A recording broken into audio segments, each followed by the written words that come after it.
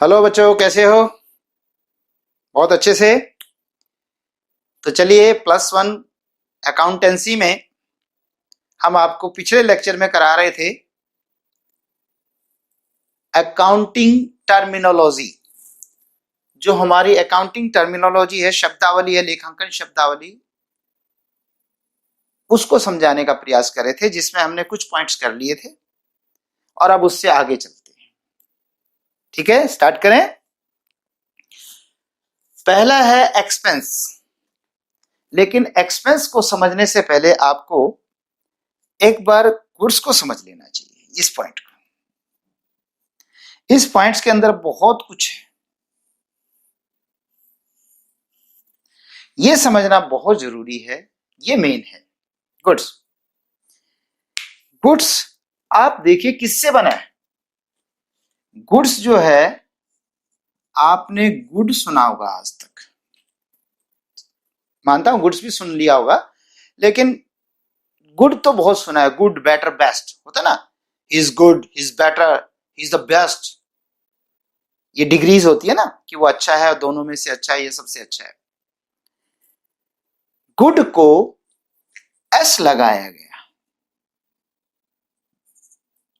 तो ये गुड्स हो गया। अब मैं कहूं इसका क्या अर्थ है, तो बहुत सारे बच्चे कह रहेंगे सर ये एक अच्छा था, ये बहुत अच्छे। रॉन्ग। बिल्कुल मतलब बदल जाता है बेटे। कोई तुक नहीं है, गुड और गुड्स का आपस में लिंक ही नहीं है। नहीं, गुड अलग शब्द है, अच्छा, और गुड्स अलग चीज है। अब हम अकाउंट्स में करेंगे कि गुड्स क्या होता है। चलिए स्टार्ट करें। ये बहुत बहुत बहुत इंपॉर्टेंट। कई बच्चे इसको क्लियर नहीं कर पाते, इसकी वजह से वो मात खा जाते। देखिए क्या होता है, हर व्यक्ति एक बिजनेस कर रहा है। जो भी बिजनेसमैन है वो बिजनेस कर रहा है। तो क्या होता है बच्चे, कि उसे सोचना पड़ता है कि मैं किस चीज का व्यापार करूंगा। वैसे तो जरूरी नहीं है कि किसी चीज का ही व्यापार किया जाए। एक वकील साहब है, वकील साहब तो वकालत करते हैं, तो कोई वस्तु तो नहीं बेचते। फिर भी चलो पहले हम वस्तु की बात करेंगे, तो ये सर्विसेज में आ गए। तो क्या है, गुड को गुड्स बनाया गया। गुड्स माने होता है माल या वस्तु। अब इसका अर्थ क्या है, जिस चीज का व्यापार किया जाता है, जिस चीज का व्यापार किया जाता है उसे उस व्यापार के लिए गुड्स कहते हैं। नहीं समझे? बुक्स है, जो कंपनी बुक्स बना रही है उसके लिए बुक्स क्या है, गुड्स। क्या है उसके लिए, माल। उसने तो बेचना है। दिल्ली में एक पब्लिशर ने बुक बनाई, गुड्स। उसने एक स्टेट, जैसे हरियाणा स्टेट है, वहां का एक होलसेलर होगा, बड़ा व्यापारी होगा, थोक विक्रेता, उस थोक विक्रेता को बेचा। थोक विक्रेता ने भी गुड्स ही खरीदा है। क्यों? क्योंकि उसने भी तो आगे बेचना है। फिर शहर में एक दुकानदार जो कि बुक सेलर है, उसने वो बुक्स खरीदी होलसेलर से, उसके लिए भी वो गुड्स है। और वो बुक आप खरीद लाए, आप अकाउंटेंसी की बुक ले आए, बिजनेस स्टडीज की बुक ले आए, आपने भी बेचने के लिए खरीदी है क्या? नहीं सर, ऐसा कैसे कर रहे हो, बेचने के लिए थोड़ा, पढ़ने के लिए। और क्या, अगर बेचोगे तो 400 की बुक है तो 400 रुपए मिलेंगे, और वो भी आपको फालतू तो मिलने से रहे। लेकिन अगर उसको पढ़ोगे ना, तो 4 लाख और 4 करोड़ और 4 अरब कितना भी बना सकते हो। क्योंकि जब हम दिमाग में डालेंगे तो उसी से तो जनरेट होगा ना। आप रद्दी वाले को देखिए, किताब को तोल के खरीदता है और तोल के बेच देता है, लेकिन उसके अंदर जो ज्ञान भरा है वो तो ज्ञानी ही समझ सकता है। तो चले, तो बेटा आपने जो बुक खरीदी, आपके लिए वो गुड्स नहीं है, क्योंकि आप इस चीज का व्यापार ही नहीं करते। उन सब के लिए गुड्स थी, आपके लिए गुड्स नहीं थी। चीज एक ही है लेकिन अलग जगह बदल गई, तो यही है गुड्स। फिर से समझे कि जिस चीज का व्यापार किया जाता है, यदि उसी चीज वो खरीदी इसलिए जाती है कि उसे बेचना होता है, तो वो गुड्स है। और अगर रखने के लिए खरीदी जाती है या व्यापार को प्रॉपर चलाने के लिए खरीदते तो उसे गुड्स नहीं कहते। जैसे कि मशीन्स भी खरीदनी पड़ती हैं, क्यों? ताकि माल बनाना है। तो क्या मशीन को मैं गुड्स कह दूं? क्या आपने मशीन बेचने के लिए खरीदी है? ना ना, बेचने के लिए नहीं, बेचने के लिए माल जो बनाना है उसके लिए खरीदी है, तो ये गुड्स नहीं है। ये बिल्डिंग किस लिए? भाई बिल्डिंग नहीं होगी तो हम माल कैसे बनाएंगे, कहां जगह, कहां छत रखेंगे? तो इसका मतलब है ये भी आपका गुड्स नहीं है। तो क्लियर हुआ? गुड्स जिस चीज का व्यापार किया जाता है, अगर आप उसे बनाते हैं या खरीदते हैं और वो बेचने के मकसद से खरीदते तो गुड्स है। एक प्रॉपर्टी की बात करते हैं। आपने अगर एक प्लॉट खरीदा और कहा यार इसको ऐसा करेंगे, आगे अपना मकान बनाएंगे, तो ये आपके लिए गुड्स नहीं है। लेकिन एक प्रॉपर्टी डीलर वो तो खरीदता इसलिए कि आगे बेचना है। हाँ ये ठीक है, रोज नहीं बिकता, कई बार उसको कुछ महीने लग जाते हैं, साल भी लग जाता है, वो उसके लिए गुड्स। तो ये गुड्स को समझना जरूरी है। अब देखिए, एक टीवी विक्रेता जो टीवी बेचता है, उसने एक टीवी अपने दीवार पे टांग दिया कि भाई जब ग्राहक नहीं आएगा तो मैं खाली बैठा बोर होऊंगा तो मैं समाचार देखूंगा, प्रोग्राम देखूंगा। तो बताइए वो टीवी गुड्स है या नहीं? नो, वो गुड्स नहीं। लेकिन जो बाकी टीवी रखे हुए हैं, बेचने के लिए रखे हुए हैं, वो सारा गुड्स है। तो ये थोड़ा सा अंतर करना बहुत जरूरी था। अब हम चलते हैं एक्सपेंस। एक्सपेंस क्या होता है? एक्सपेंस होता है जो आप गुड्स और एक सर्विस और भी, यस एक पॉइंट और है, सर्विसेज, सेवाएं। जैसे मैंने वकील का बताया, वकील जो है सेवा देता है, माल नहीं बेचता।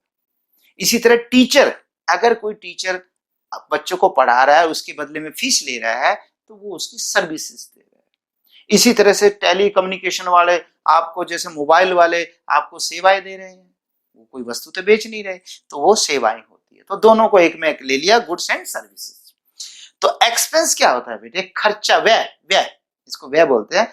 जो आप माल है ना, उसके संबंध में जो खर्च करते हैं, व्यय करते हैं, उसको खरीदने में जो लागत आती है, उसको हम व्यय बोलते हैं।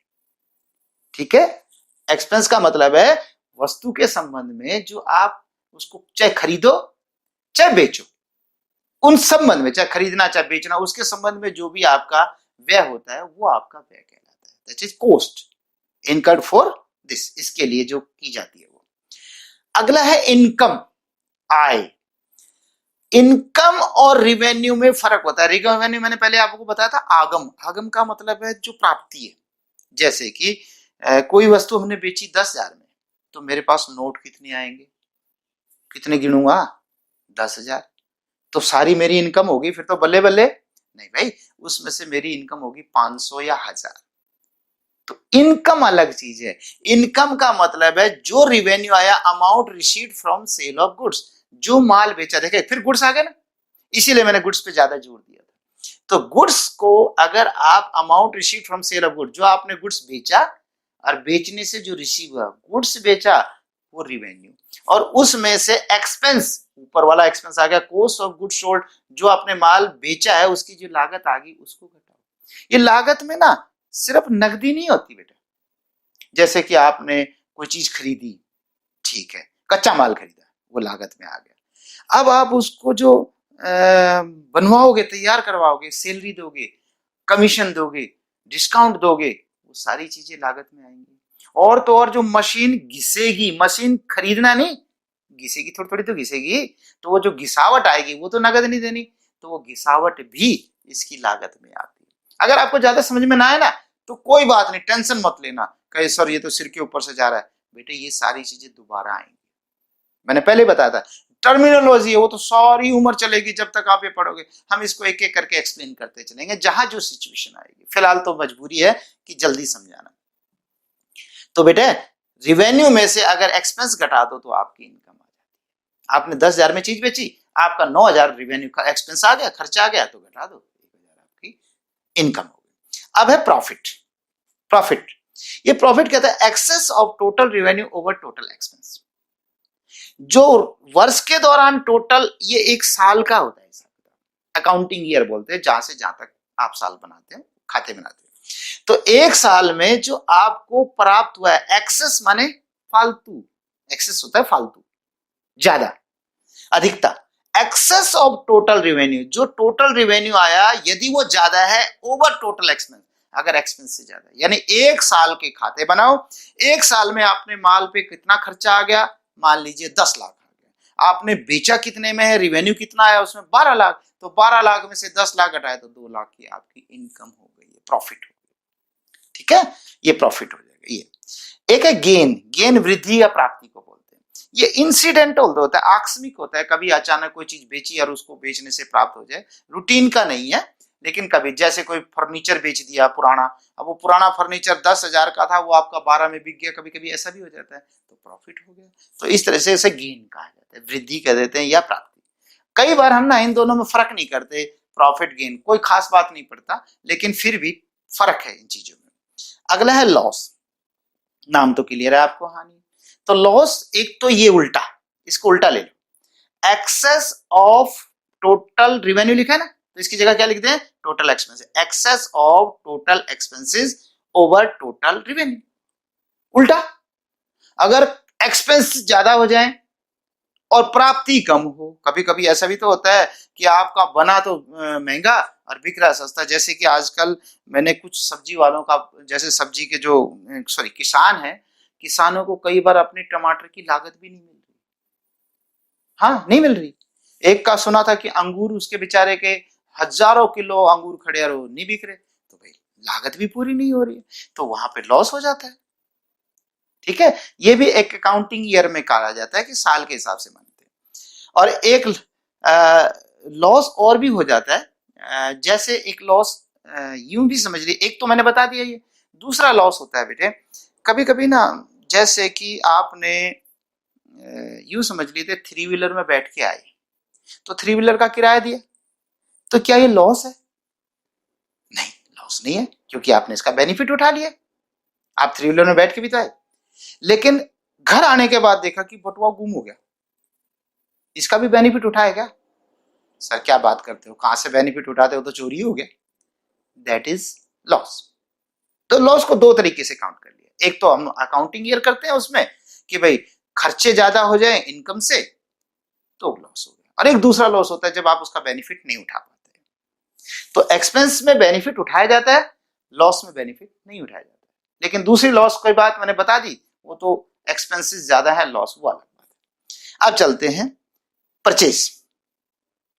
अब फिर गुड्स समझा रखा है, अब आप कहेंगे सर बार बार मत समझाओ, बिल्कुल ठीक है, वास्तव में नहीं समझाना चाहिए। परचेज, परचेज माने क्रय, क्रय, और सेल्स विक्रय। परचेज किसको कहेंगे?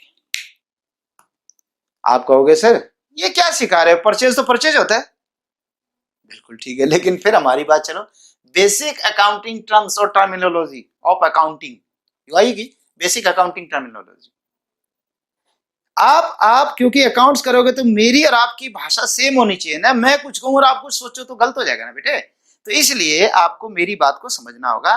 परचेज माने हर परचेज नहीं, परचेजेस नहीं ना, हर चीज को परचेज नहीं कहते। फिर पकड़ो, अगर आप गुड्स को खरीदते हो तो परचेजेस अकाउंट में जाएगा वो, ये क्या कहेगा? हाँ, अगर आप गुड्स को खरीदो, माल खरीदो, और माल किसको कहते हैं? जो रूटीन में खरीदा और बेचा जाता है, जिस चीज का व्यापार किया जाता है उसको माल कहते हैं। तो माल को खरीदो, गुड्स को खरीदो तो परचेज है, अदरवाइज परचेज नहीं है। मैं दो चीज खरीदता हूं, एक मैंने मशीन खरीद ली, माल बनाऊंगा, एक कच्चा माल खरीद लिया, माल बनाऊंगा। तो जब माल खरीदा जो जो बनाने के लिए, उसे तो परचेज कहेंगे, लेकिन जो आपने मशीन खरीदी है वो तो बेचने के लिए नहीं खरीदी ना, तो उसको परचेजेस अकाउंट में नहीं लिखेंगे, उसको मशीन अकाउंट में लिखेंगे। यही तो फर्क है, इसीलिए तो समझा रहे हैं कि गुड्स आपको समझ में क्लियर आना चाहिए। सारी कहानी गुड्स के आगे पीछे घूमती है कि सर ये अगर माल है तो इसको परचेज, और अगर ये माल नहीं है तो परचेज नहीं। फिर क्या? परचेज नहीं, बस फिर क्या? फर्नीचर है तो फर्नीचर, मशीन है तो मशीन में, और कुछ है तो उसमें जाएगा, लैंड एंड बिल्डिंग है तो लैंड एंड बिल्डिंग में जाएगा, पर परचेज नहीं होगा। Is it clear? ये बहुत जरूरी है क्लियर करना। आगे सेल्स, ये लो फिर सेल्स में भी कहानी आ गई। केवल माल के विक्रय को, माल के बेचने को ही सेल्स कहते हैं। Only sale of goods is called sale. फिर कहानी, अगर आपने एक पुराना फर्नीचर बेच दिया, ओके, खराब हो रहा था, और आपने माल भी बेचा, तो जो माल बेचा उसको तो सेल्स अकाउंट में लिखोगे, लेकिन जो फर्नीचर बेचा है कदापि सेल्स में नहीं लिखना। अरे बाबा, हमने तो उसको शुरू में भी सेल्स में नहीं लिखा था। देखो, जब खरीदा था फर्नीचर तो क्या परचेज में लिखा था? नो। तो जब बेचा है तो उसे सेल्स भी नहीं लिखेंगे। तो सेल्स किसका होगा? Only sale of goods. बेटा ये पीछा नहीं छोड़ेगा आपका, याद कर लो, आज कर लो चाहे कभी कर लो। नेक्स्ट, परचेजेस रिटर्न, क्रय वापसी। ये क्या था? कभी कभी हमने 10,000 रुपए का माल खरीद लिया, ओके, और 1,000 का माल थोड़ा खराब सा आ गया, कहीं से खराब था, डिफेक्टिव था। तो जब डिफेक्टिव था तो हमने उसको वापस भेज दिया। इसको परचेज रिटर्न कहते हैं। यानी जो माल आपने परचेज किया था, अगर वो किसी वजह से वापस देना पड़ जाए, मैंने किसी वजह से बोला, सिर्फ यही नहीं कहा डिफेक्ट की वजह से वापस करते हैं, कोई भी कारण हो सकता है वापस करने का। जैसे कि गेहूं है, गेहूं की कई वैरायटीज हैं, आपने मंगाई थी कोई वैरायटी का नंबर कि ये चाहिए मुझे, और गलती से उसने कुछ बोरियां दूसरी दे दी, आपने वापस भेज दी। और कई बार तो वापस भी नहीं भेजते, वो कहते हैं भाई साहब आप फोन करके कि यार आपने तो बेकार गेहूं दे दी, बाकी तो ठीक है लेकिन कई तो हल्की दे दी। ओ सॉरी सर, मेरे नौकर ने गलती से कहा, मेरे कर्मचारी ने गलती से वो बोरियां दूसरी उठा के दे दी। अब आप भी दुकानदार, मैं भी दुकानदार, आप ही बेच लेना, कोई बात। भाई कैसे बेच लूं यार, मैंने तो आपसे महंगी गेहूं खरीदी है। वो सर उसके पैसे कम कर देते हैं, उसका रेट कम कर देते हैं, तो ये भी परचेज रिटर्न है। तो मतलब ये है कि माल के संबंध में कि अगर माल जो खरीदा था वो वापस किया जाए, तो ये परचेज रिटर्न। अगला है सेल्स रिटर्न। अब आप आइडिया लगाओ, सेल्स रिटर्न क्या होगा? जो माल बेच दिया था वो वापस भी तो आ सकता है। जैसे कि हमने जब खरीदा था तो दूसरे ने क्या किया था? बेचा था, तो मैं वापस देने जा रहा हूं तो मेरा परचेज रिटर्न है। तो अगले ने तो बेचा था और उसके घर वापस आ गया, तो उसके लिए सेल्स रिटर्न। इसी तरह से यदि हमने कोई माल बेचा था और वो हमारा माल वापस आ जाए, माल माल गुड्स, ये बार बार तंग करेगा, गुड्स वापस आ जाए, हर चीज को वापस नहीं। वो फर्नीचर उल्टा आ गया तो फर्नीचर में जाएगा, लेकिन सेल्स नहीं, सेल्स रिटर्न नहीं बेटे। अगला है स्टॉक। स्टॉक के कई नाम दे रखे हैं, स्कंद, रैतिया, स्टॉक, ऐसे कई नामों से पुकारा जाता है। ये भी बहुत इंपॉर्टेंट टर्म। स्टॉक क्या होता है? वर्ष के अंत में, अकाउंटिंग ईयर के अंत में, जब आपका साल खत्म हो जाए जिस दिन, तब जो बिना बिका माल बच जाए उसको स्टॉक कहते हैं। जो माल आपने बेचने के लिए खरीदा था, ओके, उसका नाम क्या रहा? परचेज। अब वो परचेज रहा, फिर बाद में आप बेचते रहे बेचते रहे बेचते रहे, आखिरी तारीख को कुछ बच गया। आपने देखा होगा 31 मार्च को क्या शहर की सारी दुकानें खाली हो जाती हैं? नहीं भाई, कभी भी खाली नहीं होती, क्योंकि ग्राहक की एक आदत होती है, ग्राहक वहां से माल खरीदना पसंद करता है जहां भरा पूरा हो। जिसके पास पीसी 2 पड़े हो, आप कहोगे यार मेरे पास तो इसमें सिलेक्शन करने के भी मौका नहीं मिल रहा, मैं इससे क्यों खरीदूं जब मैंने पैसे देने हैं। तो इसलिए कभी खाली नहीं रहता। तो स्टॉक किसको कहते हैं? स्टॉक का मतलब है वर्ष के अंत में जो माल बिका नहीं है, जो बिका ही नहीं है, वो स्टॉक है। ठीक है। अब कहते हैं इन्वेंट्री। कई बार बच्चे इन्वेंट्री और स्टॉक को एक ही समझ लेते हैं। वैसे तो हम ज्यादातर जगह एक ही यूज करते हैं, कोई फर्क नहीं पड़ता हमारे को, लेकिन फिर भी जब इसके हम टर्म्स समझ में रहे तो थोड़ा सा क्लियर कर ले। स्टॉक जो होता है, माल खरीदा, बेचने के लिए खरीदा, और उसको जो बच गया वो स्टॉक है। ठीक है। इन्वेंट्री क्या होता है? इन्वेंट्री को अक्सर क्या होता है कि हम जैसे कच्चा माल खरीदते हैं और उसका रूप बदलते हैं, है ना, और रूप बदल के जब बेचते हैं और उसके बाद भी बच जाता है, बेच दिया हो तो सेल हो गया, बच गया, उसको इन्वेंट्री कहते हैं। कोई ज्यादा डिफरेंस नहीं है। लेकिन इन्वेंट्री में स्टॉक भी आता है। स्टॉक तो हो गया कि खरीदा ही बेचने के लिए था, जैसे बड़ा बड़ी चीज है, टीवी है, टीवी अपने हमने कुछ थोड़ा करना है, उसको चेंज थोड़ा करना है, यूं कहीं रखे आगे बेच दिया, that is stock. Stock in trade भी बोल देते हैं इसको।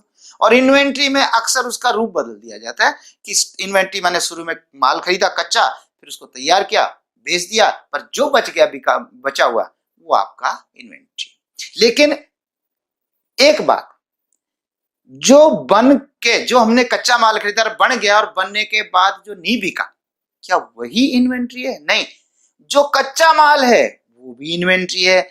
जो आधा तैयार हो गया, आधा तैयार का मतलब कुछ मेज बना रहे थे, अब मेज तो बना दी लेकिन सनमाइका भी नहीं लगाई, फिनिशिंग नहीं है और ना ही उसमें पेंट किया, इसको बोलते हैं वर्क इन प्रोग्रेस, अधूरा माल तैयार है, ये भी इन्वेंट्री है। और साथ में जो तैयार है लेकिन अभी बिका नहीं है, ग्राहक ही नहीं आ रहे, और साल का अंत हो गया, तो भी इन्वेंट्री है। और साथ में अगर साथ में आप माल भी खरीद के बेचते हो, बना बनाया भी बेचते हो, उसको भी इन्वेंट्री में कह लेते हैं। इन्वेंट्री उसी में इन्वेंट्री में आ जाता है। तो इन्वेंट्री काफी लंबा चौड़ा है, लेकिन कोई टेंशन ना ले, +1 के बच्चे बिल्कुल ना ले, इन्वेंट्री बोल दो, स्टॉक बोल दो, आपका काम चल जाएगा। ठीक है बच्चे? और जब आप पूरा अकाउंट्स पढ़ लें तब आप एक बार रिपीट करेंगे। अभी तो क्योंकि बात यह है कि अगर +1 के शुरू में ही बेटे, ये बुक वालों की मजबूरी है कि उन्हें सारी टर्म्स क्लियर करनी पड़ रही है, वरना मेरे जैसा टीचर, मैं तो हर टर्म को समय के अनुसार क्लियर करता हूं, जहां जिसकी जरूरत पड़ेगी, जब पॉइंट आता जाएगा उस पॉइंट को वहीं पे क्लियर करता हूं, पहले से क्लियर नहीं करता, क्योंकि पहले से बच्चे इतने पजल हो जाते हैं, सर आपने इतना ज्यादा बता दिया, दिक्कत आ गई। चलिए, तो आप थोड़ा सा समझ लीजिए। That's all. Trade receivable, trade receivable के मतलब क्या होता है कि जिन लोगों से पैसा मिलना है, इसको समझने से पहले मुझे पहले डेटर समझाना पड़ेगा। अब एक जगह फिर थोड़ा सा रुकते हैं। देखिए, कहां पे बनाऊं मैं, यहां पे चलेगा, यहां पे कर लेते हैं इस जगह। A B C D, ये 4 व्यक्ति दिख रहे हैं।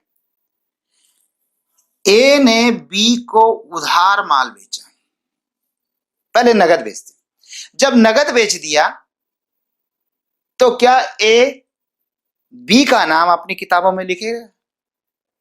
नहीं। क्यों? क्योंकि जब नगद ही बेच दिया तो मुझे बी से कोई मतलब ही नहीं। हम शहर में कोई चीज खरीद के लाते हैं और उसको पैसे दे देते हैं, तो उसके बाद कहता भाई साहब अपना नाम लिखाओ, अपना टेलीफोन नंबर लिखाओ। क्यों भाई, आपको क्या मतलब है? क्या मतलब है जब आपके पैसे दे दिए तो? लेकिन अगर मैं कहूं यार भाई साहब अभी तो पैसे नहीं है, मैं आपके बाद में दे दूंगा, ये थोड़े कम पड़ेंगे बाद में दे दूंगा, और कहता है भाई साहब आपका नाम, मैं कहूं तुम्हें क्या मतलब, ऐसा कह सकता हूं? कहेगा कमाल कर रहे हो सर, उधार खरीद रहे हो, कल को अगर आप नहीं आए मैं कहां फोन करूंगा, कौन से एड्रेस पे जाऊंगा? तो अब तो आपको नाम बताना पड़ेगा। बात सही है, नाम बताएंगे अगर उधार खरीदे तो बेटे नगद में तो कोई चक्कर ही नहीं है। लेकिन अगर उधार बेचा है, खरीदा है, तो देखिए ए ने बी को उधार बेचा, बी ने सी को उधार बेचा, सी ने डी को उधार बेचा। ए ने बी को, बी ने सी को, सी ने डी को। हालांकि थोड़ा महंगा बेचते हैं, ए बी को बेचेगा 10,000 में, वो बेचेगा 11,000 में, वो 12 में, वो 13 में, चलो कोई बात, पर चलिए समझते। ए ने बी को बेचा, बी ने सी को बेचा, सी ने डी को बेचा उधार। ठीक है। ए किससे पैसे मांगेगा?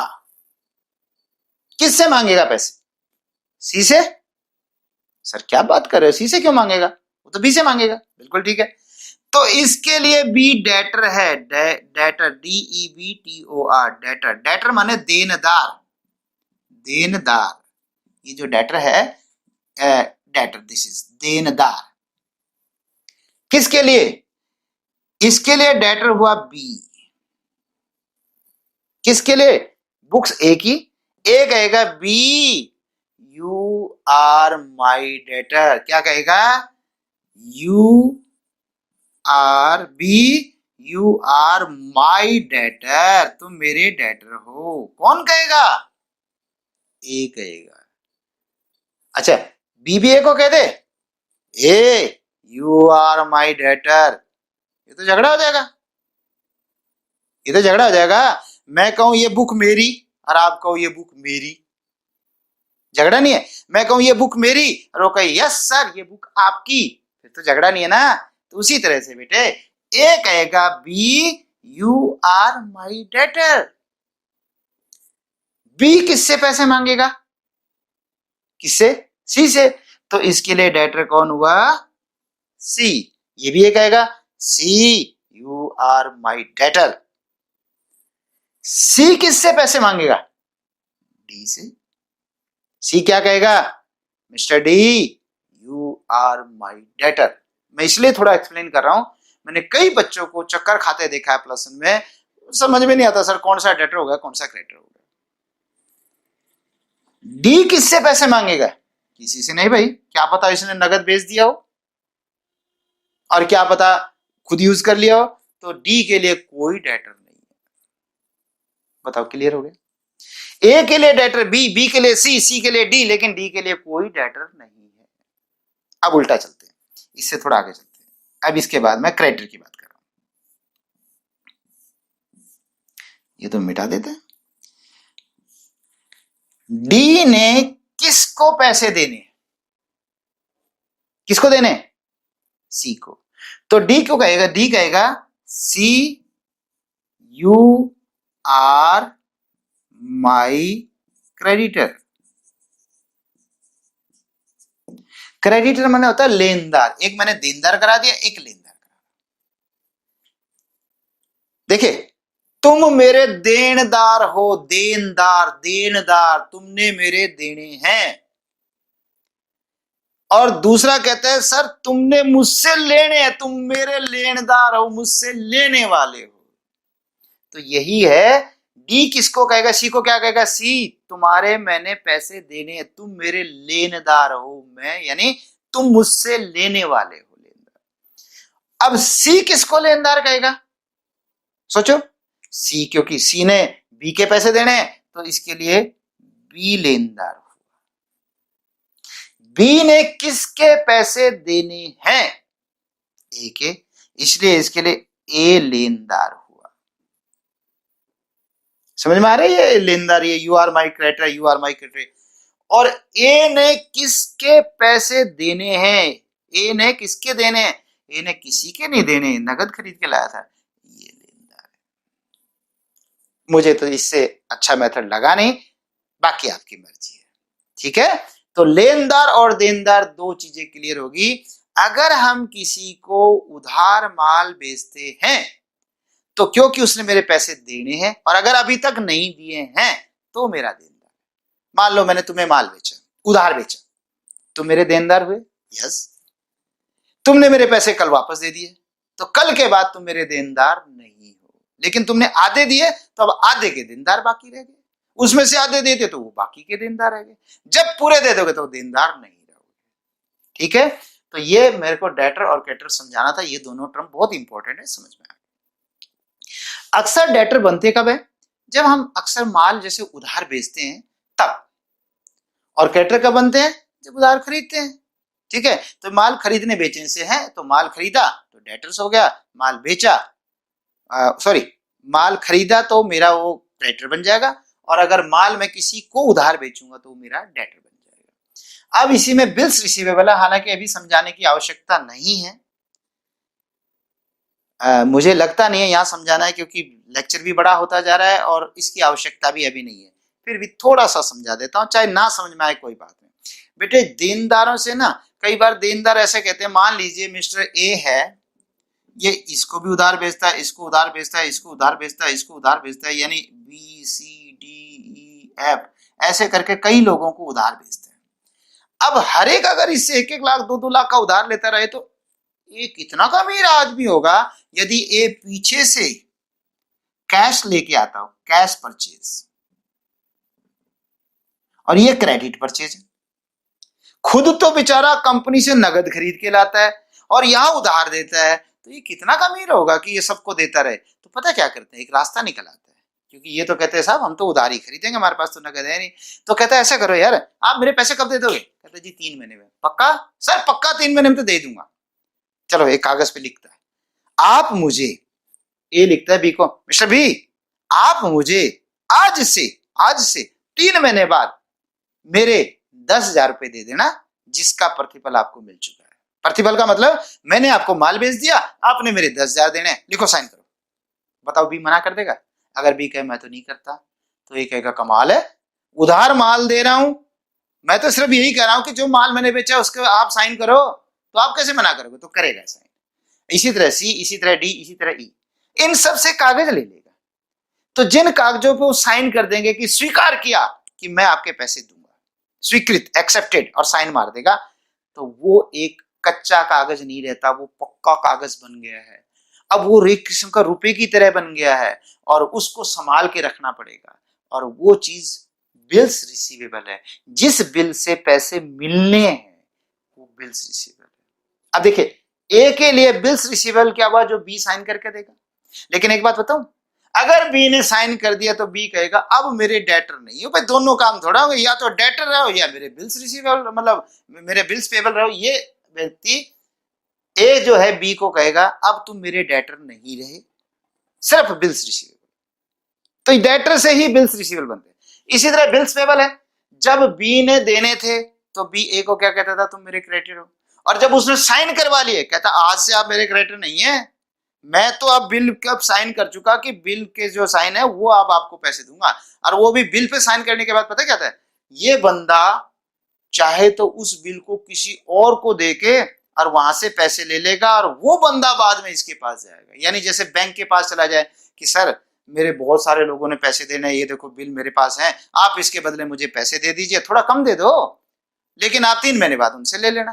तो ये डिस्काउंट करवाना कहते हैं। ये बात मैं समझाऊंगा, तभी मैंने कहा था कि लंबी चौड़ी कहानी बन जाएगी, यहां बताने की नहीं थी।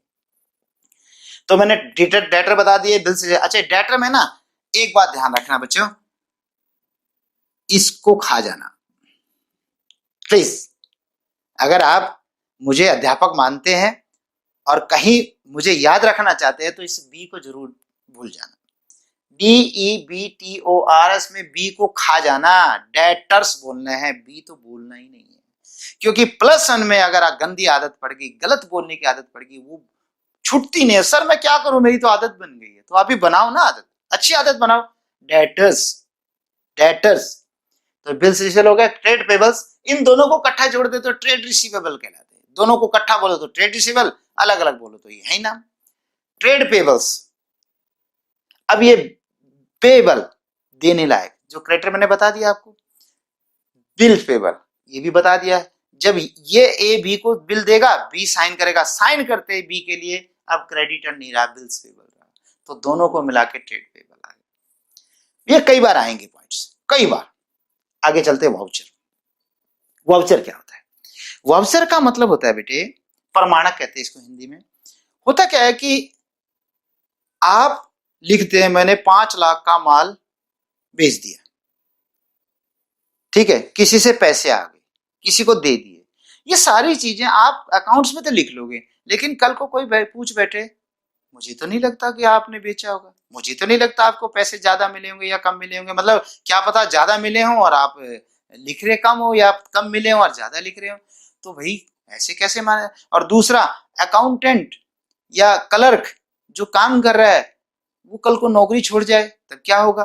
तो इसलिए क्या करते हैं कि कोई अधिकारी होता है जो उसको ऑथेंटिकेट करता है कि हाँ ये सही है।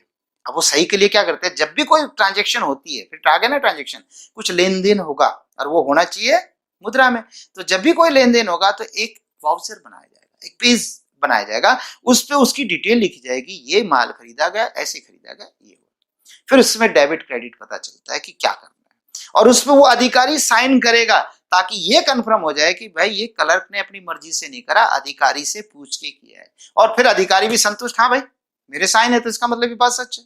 तो इसलिए एक वाउचर होता है। तो हर काम के लिए, हर ट्रांजेक्शन के लिए वाउचर बनता है, और फिर उन वाउचरों को एक फाइल में लगा देते हैं, उन पे नंबर डाल देते हैं, नंबर 1, नंबर 2, नंबर 3, नंबर 4, और फिर वो वाउचर की जब एंट्री होती है तो उसमें वाउचर की एंट्री लिख देते हैं कि ये इतने नंबर पे देख लो। ऐसे करके प्रॉपर सिस्टम से रखते हैं। अब है डिस्काउंट, कटौती। ठीक है, तो अब है कटौती। कटौती में क्या है बच्चे, कटौती में डिस्काउंट जो होता है, क्योंकि माल कई बार ना हम जब बेचना चाहते हैं बिकता नहीं है, जब नहीं बिकता तो क्या करते हैं, रेट कम कर देते हैं, तो कम करना है डिस्काउंट होता है। ठीक है, इसको फिर जब हम जर्नल करेंगे वहां पे डिटेल में समझाएंगे, फिलहाल थोड़ा सा इसका इंट्रोडक्शन। तो डिस्काउंट माने कटौती करना, इसको छूट भी कह देते हैं। और ये दो तरह की होती है, एक तो नकली दिखावटी, जैसे कि दुकानदार क्या करता है उसको पता है, या रेडी वाले क्या करते हैं कि जो बहन जी है ना सामने, अब जिनके घर के सामने से मैं अब रेडी लेके जा रहा हूँ, ये बहन जी ना बहुत ज्यादा रेट तुड़वाती है। वो पहले क्या करता है, 40 रुपए किलो की सब्जी को 50 रुपए किलो बोल देता है। बहन जी पूछती है, भाई ये सब्जी कैसे दी? मैडम जी बहुत महंगी हो रही है, 50 रुपए किलो है। इतनी महंगी थोड़ा, कल ही तो हम वहां से लाए थे, मेरे पड़ोसी लाए थे, वो तो 40 रुपए किलो दे रहे हैं। अच्छा मैडम आप 40 ले लो। बहन जी खुश, मैंने 10 रुपए तुड़वा दिए। वो भी खुश, मुझे पहले पता था। ये दैट इज ट्रेड डिस्काउंट, एक व्यापार में जो दिया जाता है इसे ट्रेड डिस्काउंट बोलते हैं। इसका कोई लेखा नहीं होता, मैंने पहले बताया, बाद में समझाऊंगा, फिलहाल ना समझ में आए कोई बात नहीं। कैश डिस्काउंट, जब पैसे देने की बारी आती है, जैसे बहन जी कहते हैं भाई कल ले लेना पैसे, या परसों ले लेना, ओके, तो कल परसों के बाद फिर अचानक कहते हैं कि अगर आपके पैसे अभी दे दे तो कुछ कम दे दोगे, कुछ कम कर लोगे। हालांकि सब्जी वाला तो नहीं भी करेगा, लेकिन अगर इसको व्यापार, बड़े व्यापार में बात करें कि जहां मैंने 1 लाख रुपए किसी के देने हैं और मैंने कहा मैं 3 महीने में दूंगा, बोला ठीक है। मैं उसके पास 1 महीने बाद ही चला गया, मैंने कहा मेरे पास पैसा आया हुआ है, अगर मैं आपके पैसे अभी दूं तो कितने दूं? कहता है जी 1 लाख। मैंने कहा 3 महीने बाद, यानी अब 2 रह गए ना, 3 में से 1 तो बीत गया था।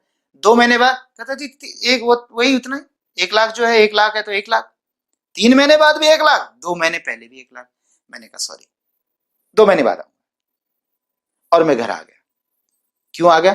मैंने कहा इसको दूं 1 लाख, अरे मैं अपने पड़ोसी को ब्याज पे दूंगा ना, ब्याज पे। अरे वो महीने में अगर मुझे 1000 रुपए भी देगा तो 1000 रुपए में मेरा अखबार का बिल पूरा आ जाएगा, मेरे मोबाइल का बिल पूरा आ जाएगा, इसको देने से क्या फायदा है? और वो बंदा पे क्या सोच रहा है, अरे बाप रे, लक्ष्मी आई थी मेरे पास और मैंने लक्ष्मी को उल्टा भेज दिया, नाराज कर दिया, ओहो हो भाई दिए, अगला मर गया तो, और भाई दियो माल खोटा निकल आया तो, कोई गड़बड़ आ गई तो ये बंदा तो मेरे पैसे नहीं देगा, और कोई और समस्या आ गई तो वो मर जाए, मैं मर जाऊं, कुछ भी हो सकता है। ओहो, दोबारा आवाज, भाई साहब भाई साहब, कोई नहीं आप थोड़ा कम दे दो, 1 लाख का आप 2000 कम दे दो, ठीक है? मैंने कहा हाँ अब ठीक आ रहा है, कुछ तो फायदा हुआ, दैट इज कैश डिस्काउंट। तो ये डिस्काउंट था बेटा, ठीक है। अब हम चलते हैं आखिरी में, उसके बाद लास्ट रह गया इन्वेस्टमेंट, बैड डेट्स, डूबत ऋण। ये डूबत क्या होता है बेटे, जब हम डेटर, समझ गए, उधार जब बेचते हैं तो डेटर्स हो गए। अब कई बार ना, जैसे मैंने इस साल 20 आदमी को उधार बेचा, 20 में से 10 ने तो दे दिया, 10 ने नहीं दिया, तो उन 10 का नाम अगले साल के खातों में भी लिखूं। अगले साल 10-20 और पैदा हो गए ऐसे ना देने वाले, उसके अगले साल 10-20 और हो गए। एक दिन मेरे पास इतने सारे खाते ऐसे हो जाएंगे जिनके नाम पलटूंगा और मन ही मन गुस्सा होगा, कमाल है इस बंदे ने मेरे पैसे नहीं दिए, इसने नहीं दिए, इसने नहीं दिए।